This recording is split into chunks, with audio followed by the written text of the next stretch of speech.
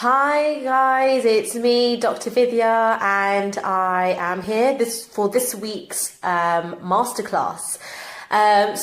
So one of our followers, fans, whatever you want to call them, and friend has asked me to do a video and a masterclass on self-confidence. So I'm really glad actually that she asked me to do this, because it's something which I think I've always been a very confident person, but I am working on taking my self-confidence to the next level. And that's what life is about. It's about looking for how you can be the best version of yourself. Okay? And that's part of self-confidence. There are different things that different terms that people use for self-confidence. You can say your self-image, right? This is your image of yourself. You could say self-respect. You could say self-trust. There are so many different ways of framing it, and self-esteem, self-love, and they do vary a little bit, but ultimately I would say that the umbrella term for me is self-confidence. And all of these different things that I've just mentioned and more are really important facets of having really healthy, strong self-confidence. Now, why is self-confidence so important? Why is it so important?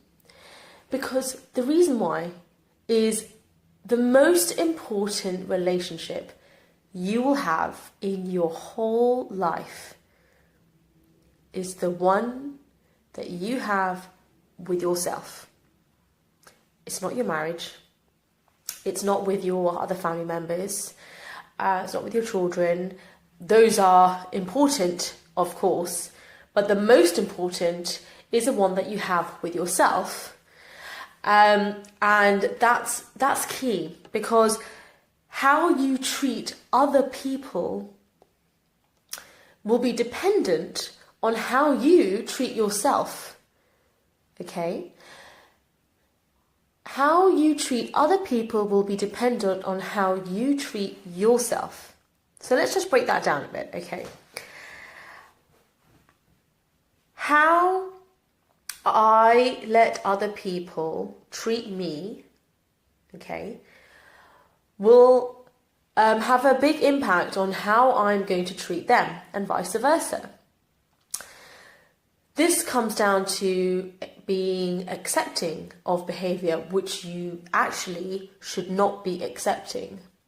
And, I do believe in tolerance, compassion, kindness. Of course, I believe in all of those things, and I think those are very important character traits. But I think you are also doing yourself and the person a disservice, and anyone for whom you might be a role model for, you are doing them a massive disservice by condoning unhealthy, toxic behavior towards yourself. So, for example, let's just say somebody was extremely rude to you. Yes, they might have been going through some things and working really hard, and they've had some stuff happen to them, when they were growing up, and all sorts of issues and things. But they were very rude to you, very disrespectful, and they really crossed a line. Now, yes, you can be tolerant in terms of wanting to move past this and wanting to forgive and move forward with learnt lessons, but wanting to forgive and move forward, and having compassion and kindness and all of those things. And I am a very spiritual person as well, so I do believe in those things, but it has to be done in the right situation, and it depends on what the situation is. It depends on what boundary has been crossed and how it was crossed. And I think that if you are then condoning behavior which is unhealthy, you are then telling that person and you are showing that person this behavior is fine. It's fine for you to treat me this way. Worst of all, you're telling yourself, it's fine for people to treat me this way. It's fine for me to treat me this way. Now imagine if that was your child, okay, and then that person did that to them.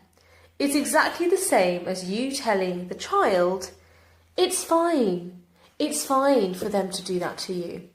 Yeah, actually, yeah, this happened and that happened and there's all these excuses and they may feel justified. They may have some really valid points that they're making. They may have some really awful things that they've been going through. Or they might have some really, there might be some ugly truths in what they're saying.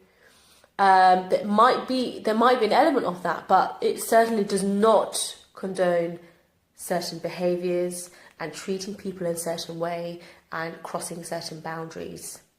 Okay? And that's really important. This is self-confidence, forms the basis of a healthy relationship. Okay? If you don't have self-confidence, if there's something there that you've been a bit weak on, let's be honest, and that is your responsibility. That is your responsibility, and you have to take responsibility for your actions and for the part that you have played.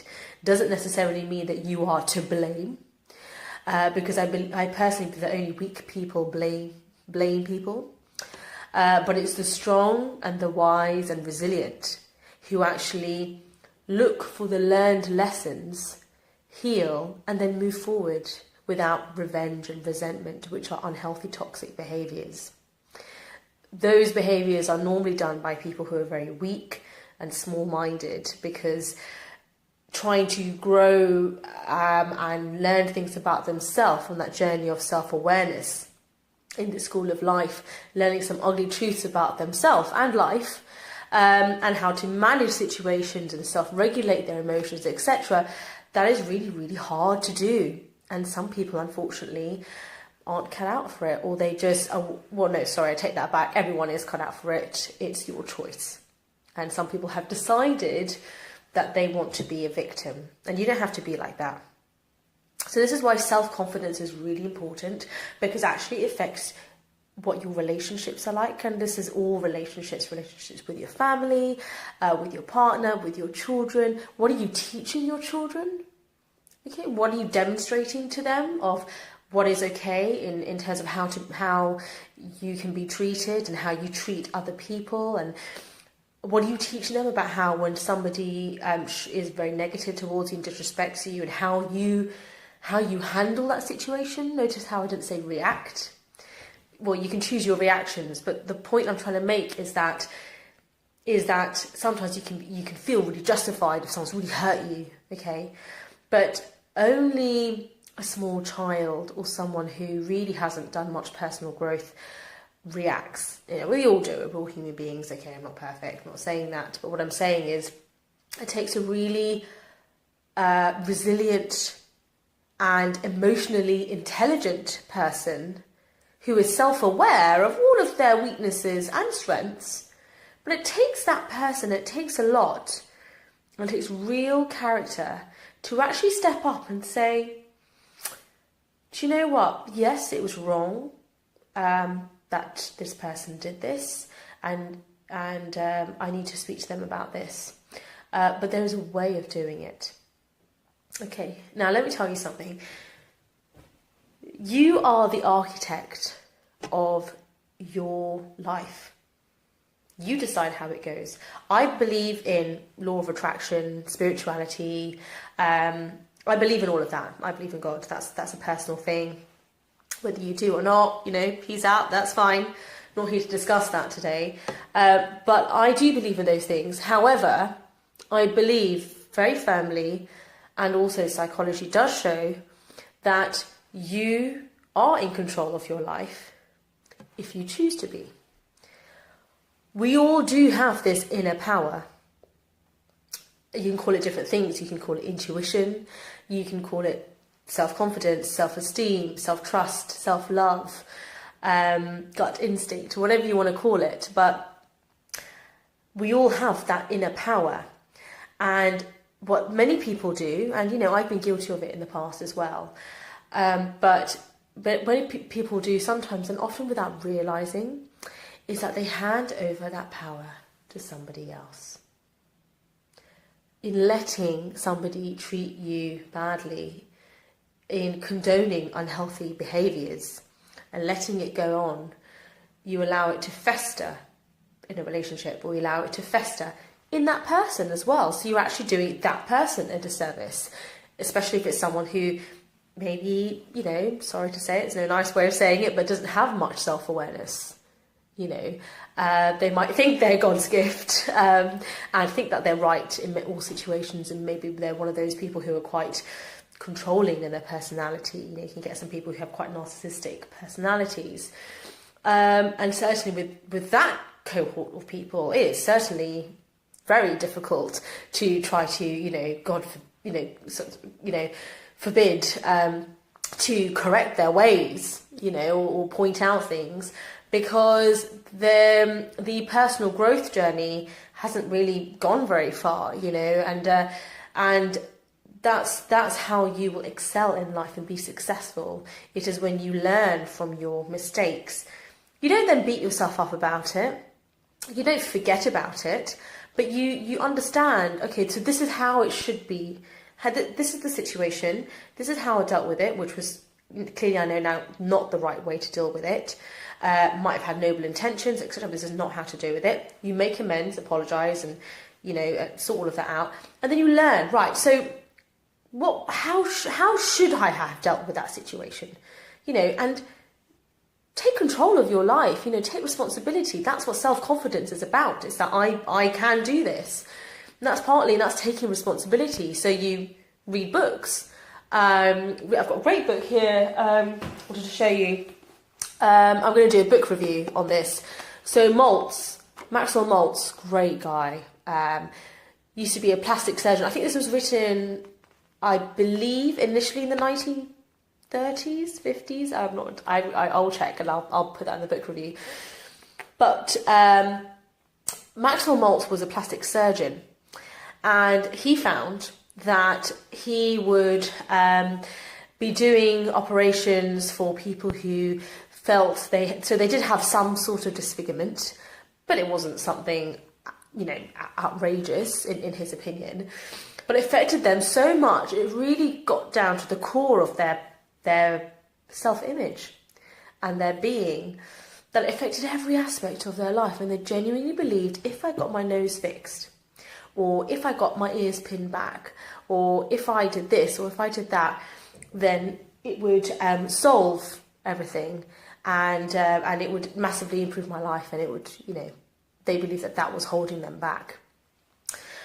And I think what he shows beautifully in this book is how he began to see, obviously bear in mind this is, you know, the 1930s, 1950s, he began to see how, despite doing these operations, the personality was exactly the same. The self-confidence, or lack of, was still not there, despite maybe being the most beautiful person in the room, whatever your definition of that is. But, you know, despite having that weakness taken out of them that they believed in, they still didn't go on to get the promotion or the relationship or whatever it is that they were wanting so much, and they felt that this disfigurement held back on.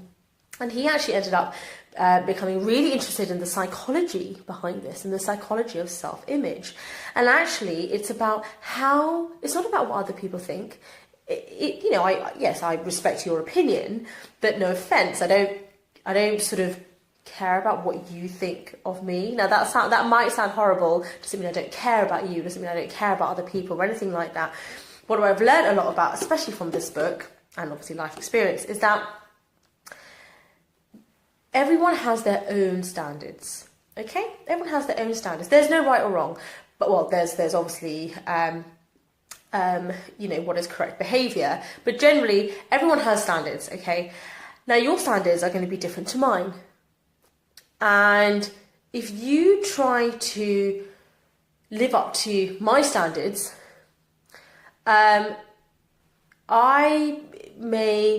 you will never be happy, basically.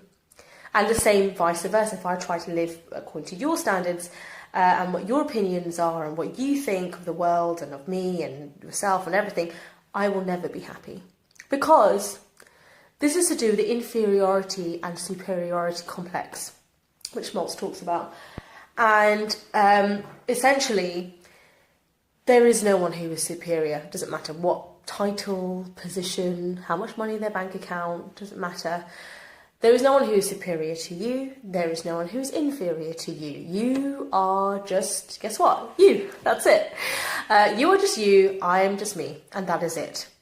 Okay? There'll be some things which you are going to be so awesome at that I can not possibly do. And there are going to be some things that I can do that is my superpower. And I am really, really like a badass with that. And that you wouldn't be able to do. Or aren't able to do at this point in time, but you could easily learn to do it. So that's where self-confidence, that's why you should be very careful with your self-image. Don't compare yourself with other people, okay? Don't compare yourself with their standards.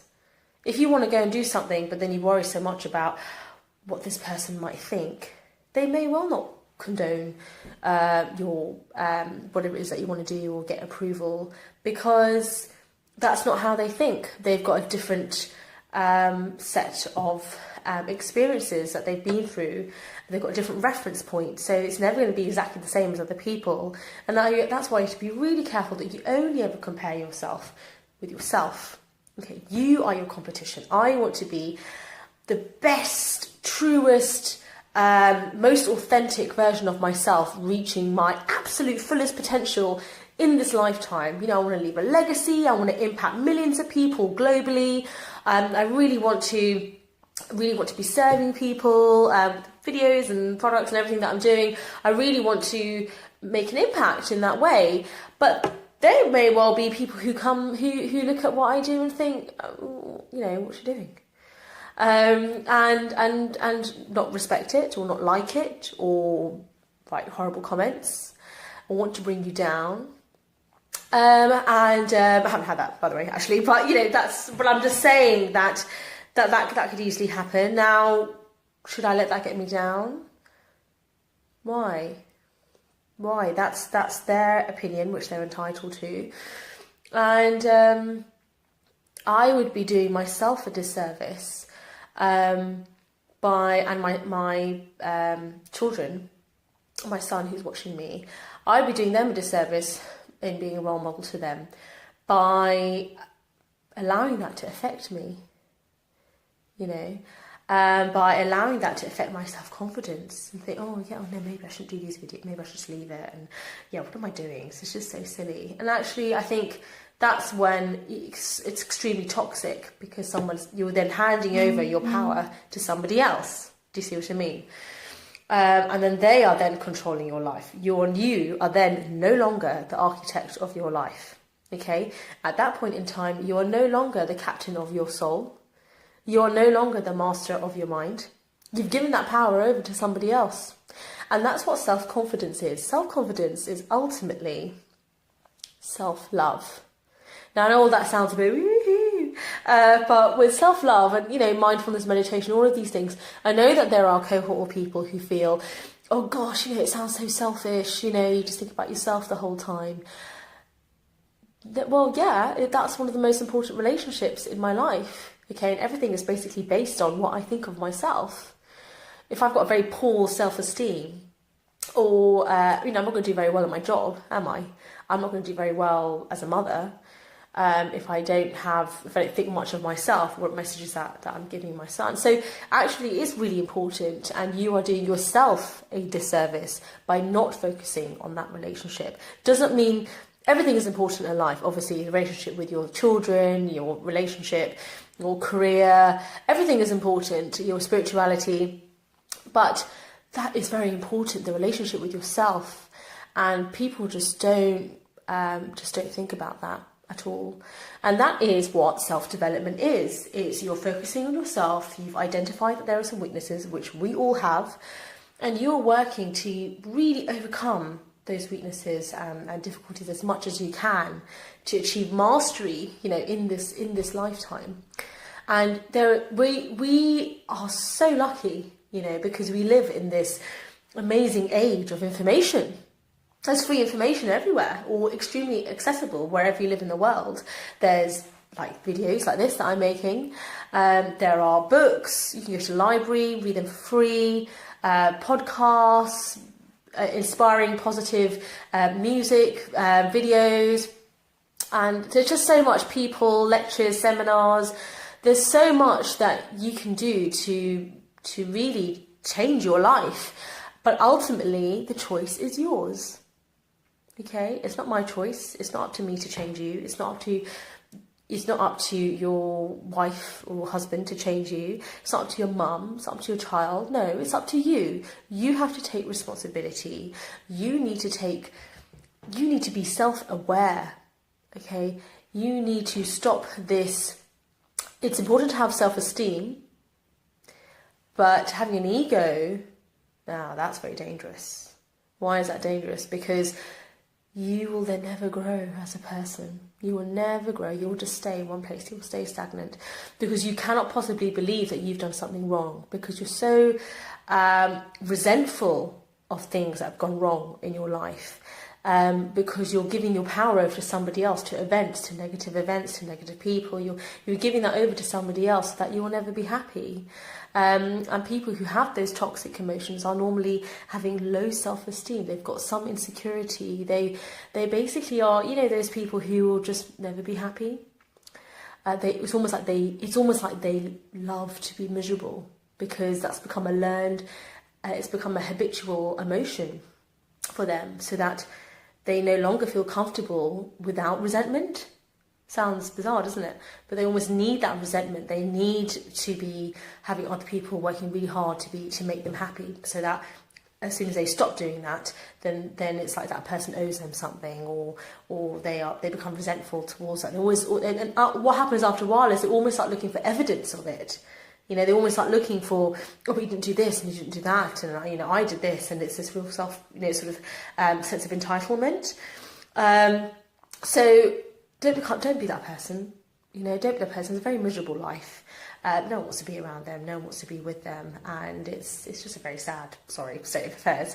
So I think the best thing is focusing on yourself, especially through adversity. It's really important to focus on yourself, on your growth, and think, what is the lesson I am supposed to learn in this?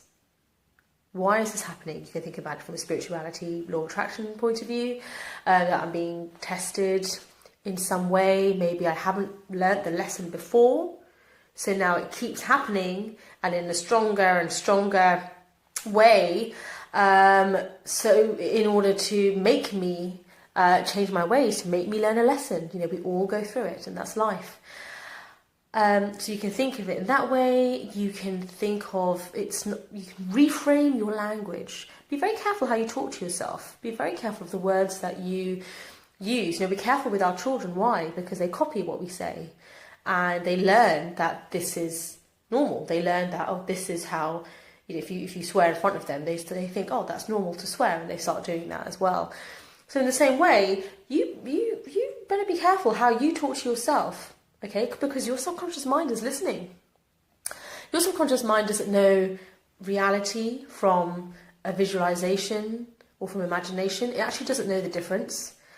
When enough emotion is used, it just hears a narrative. Okay, so if you tell yourself over and over again that I'm not good enough, that this person is so disrespectful and rude to me, etc., but you allow the behaviour for whatever reason. They may be very noble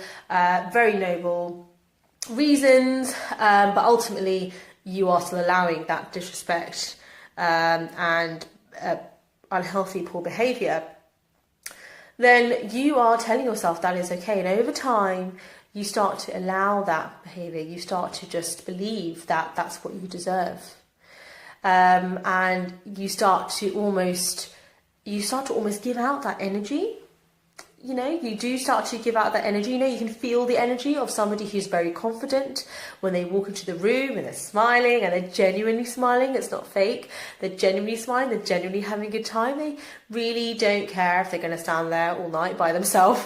They're not sort of worried about talking to other people. They will have a great time. It's all just very, very easy. And you can feel that energy when somebody's really commanding, not controlling, but commanding of the room. And they're very confident. They're very sure of themselves. Do you see what I said? They're very sure of themselves. How do you be sure of yourself? You have to know yourself. You know thyself. You have to know your weaknesses. You have to know your strengths. You have to work on them constantly. You have to practice. One thing Maltz also focuses on, which I think is really important, I want to mention here, is that visualization is mind-blowing. Visualization works, okay? Whatever you think about it, you can mock it, make fun out of it, but it works, okay, people? Visualization works. You have to really feel it. You have to really believe it, have massive self-belief. You have to really believe it. It is going to happen. You know, include your emotion and what you're wearing and how you feel and all of your senses. And actually your mind doesn't know the difference between like reality and imagination. So what's happening is when you do that visualization enough of the person that you not hope to become, let's think about our language here, the person that you will become, when you start to visualize that over and over again, you're forming those neuronal pathways, okay? You're practicing it. This is what Muhammad Ali used to do before a fight. He didn't have an ego, okay? He had massive self-confidence. So, I am the greatest. I am the greatest. It wasn't, I will be the greatest. I might be the greatest. I hope to be the greatest. Oh, I'll be the greatest. No, I am the greatest, okay? And then he did that. He became the greatest.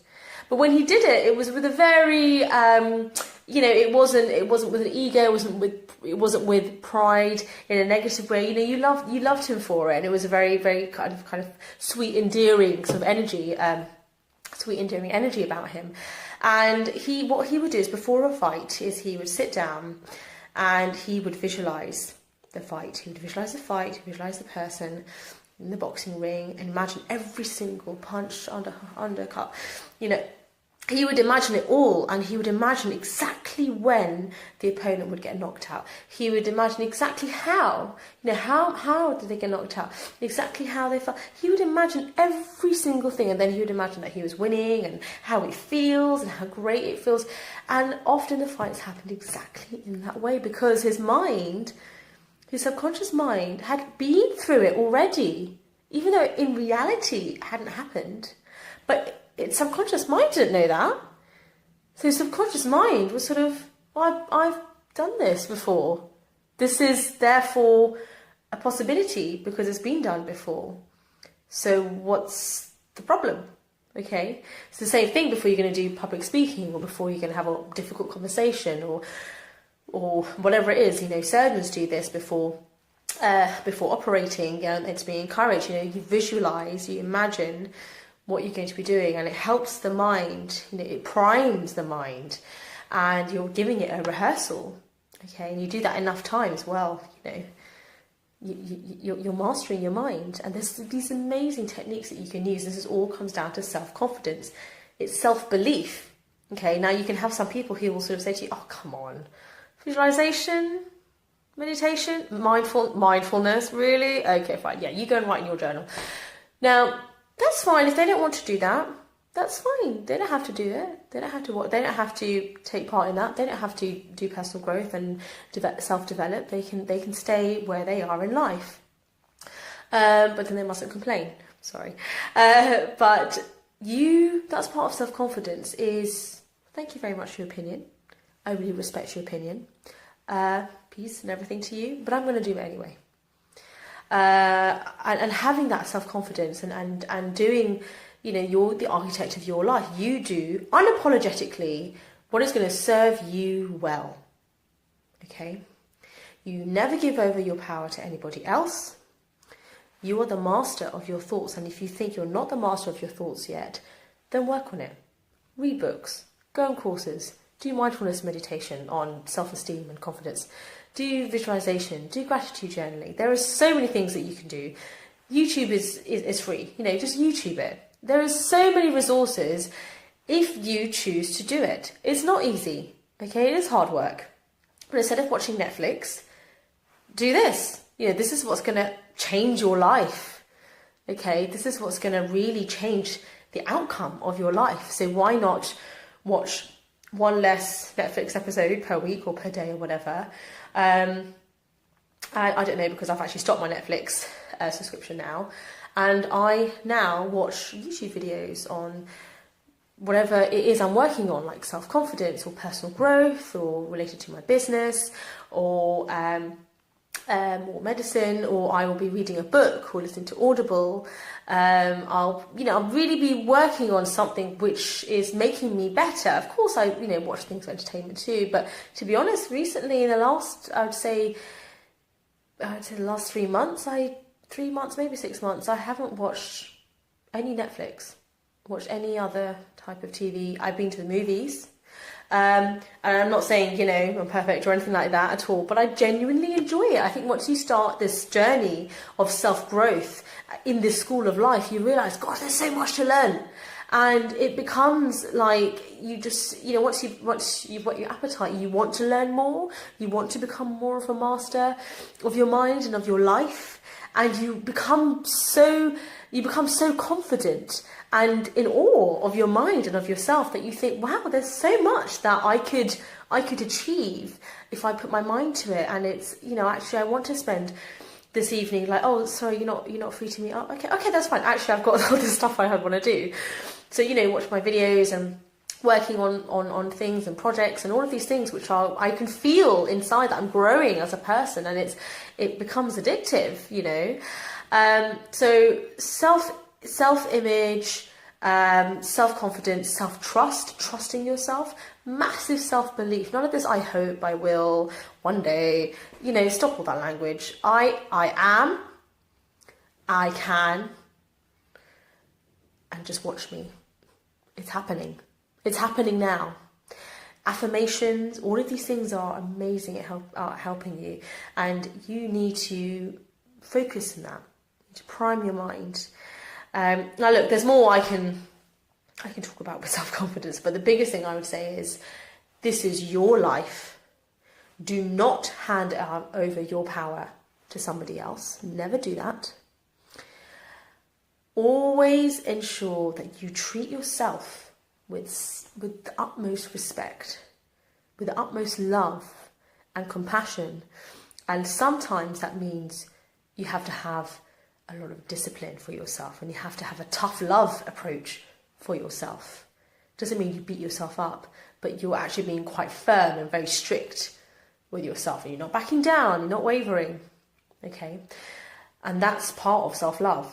Doesn't mean you let yourself get away with things. No, it's actually the opposite. It's, no, I'm sorry, Vidya, that's unacceptable behaviour, so therefore we can't allow this to happen. Have that dialogue in your mind. Because, we respect ourselves too much. Yes, I'm talking to myself. Respect ourselves too much, and this cannot go on, regardless of whatever the consequences are, regardless of whatever that person thinks of that. That's up to them. That's their problem. But this cannot go on. Okay, and you have to stand firm. You have to look your challenge in the eye and laugh.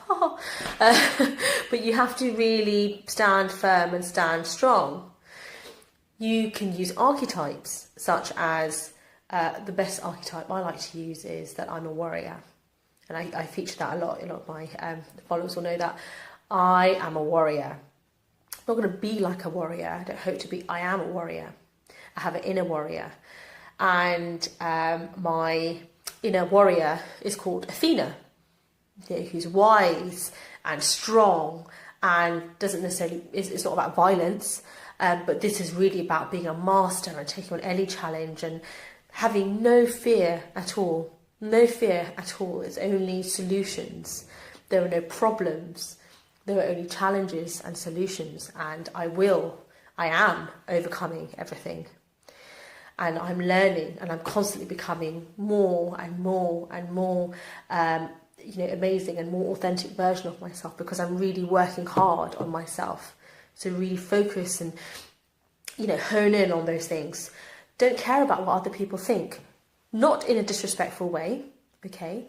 You will always respect other people's opinions, depending on what the opinion is, obviously, but you can always respect the opinion.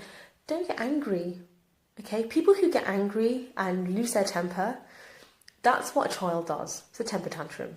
Don't be like that. Be calm. That is true resilience. You're calm. You are looking in the eye of the storm. And you are rising up. Okay? That's what fear, F-E-A-R, stands for. It's face everything and rise. Face everything and rise. And I like to add on the end, you warrior. So that is my masterclass on self-confidence. Please do like this video if you like it, because then it gives me an idea of what kind of content that you like. Subscribe to this channel if then you can have more content like this. Please comment below, be interactive. Let's not just watch stuff. Let's be interactive, and really, when we write things down, whether you're typing or writing, it really has a much more impact on our mind. So write things in the comments. You're doing the comments for yourself, really, okay? So write in the comments 3 things that you're going to take away from this video, 3 points that have just stuck for you, like, right, going forward, this is what I'm going to take from this. 3 comments. And if you can please add in a comment also about what self-development masterclass you would like me to do, because I've got a bit of a waiting list developing now. But if you can write down what challenge you're going through, what is the major thing that you're really having trouble and difficulty with, that you would like some help on, please write it in the comments below, and I'll do a masterclass on it. Okay, so peace out, everyone. Self-confidence, life mastery, you're a warrior, yeah. But no violence, and just focus on being master of your mind, and you harness the power. Okay, I got